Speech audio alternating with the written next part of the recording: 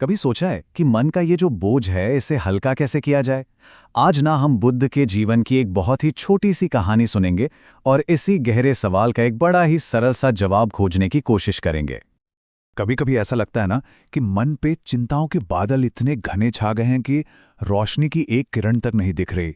ऐसा लगता है जैसे परेशानियां एक अनदेखा लेकिन बहुत भारी वजन बनकर कंधों पर बस टिक गई हैं। तो चलिए बुद्ध की उसी सरल कहानी के जरिए इस बोझ को हल्का करने का रास्ता ढूंढते हैं।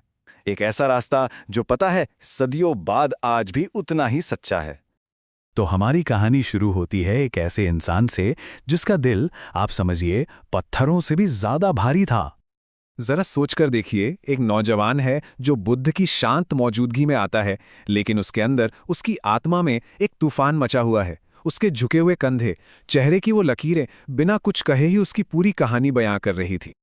और फिर वो अपने अंदर के उस तूफान को बुद्ध के सामने रख देता है।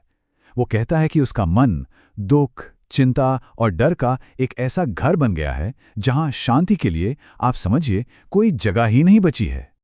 अब इस युवक की इतनी गहरी पीड़ा के जवाब में बुद्ध कुछ ऐसा करते हैं जो बहुत ही अजीब और कह सकते हैं कि बिल्कुल अनएक्सपेक्टेड था।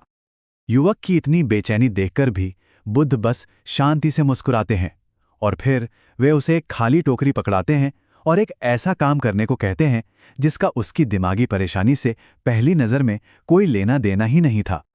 बुद्ध कहते हैं, जाओ और इस टोकरी को पत्थरों से भरकर वापस ले आओ। अब वो युवक तो उलझन में पड़ गया कि भला पत्थरों का मेरे मन के बोझ से क्या लेना देना, लेकिन गुरु की आज्ञा थी, सो उसने सिर झुकाया और मान लिया।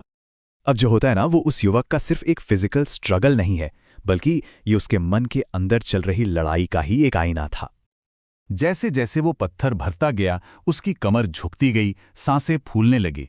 बुद्ध तक जब वो वापस पहुंचा तो पसीने से तरबतर था, हालत ऐसी कि बस गिरने ही वाला हो।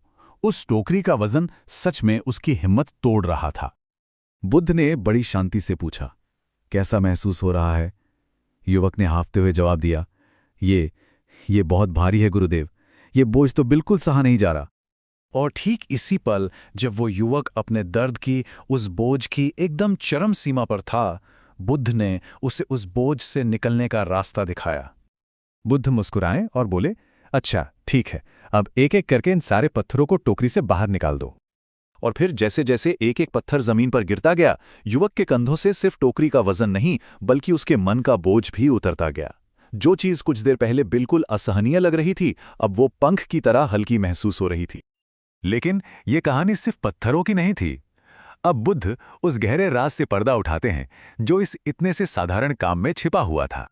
बुद्ध ने मुस्कुराकर कहा, तुम्हारी असली समस्या ये टोकरी नहीं थी, तुम्हारी समस्या तुम्हारा मन था, जिसे तुमने ठीक ऐसे ही भारी भारी पत्थरों से भर रखा है। तो आखिर ये पत्थर हैं क्या?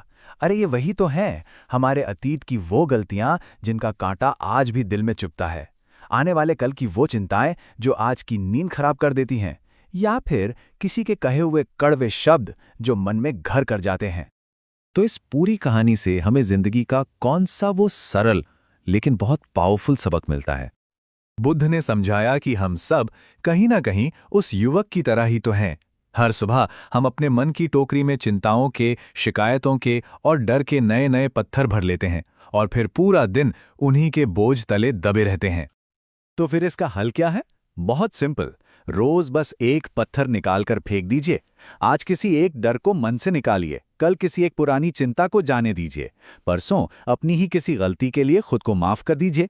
आप देखेंगे कि मन की टोकरी धीरे धीरे कैसे हल्की होने लगती है। और बस उसी पल उस युवक की आंखों में एक समझ की चमक आई। उसे ये एहसास हुआ कि बोझ दुनिया का नहीं है, बोझ तो उसके अपने मन के अंदर था, एक ऐसा बोझ जिसे उसने खुद ही उठा रखा था। तो इस पूरी कहानी का जो सार है वो बहुत सीधा है। दुनिया भारी नहीं है, भारी हमारा अपना मन है जिसे हमने फालतू के बोझ से भर रखा है। बस रोज थोड़ा थोड़ा करके इन बोझ को छोड़ना सीखें और जिंदगी अपने आप हल्की और खूबसूरत हो जाएगी।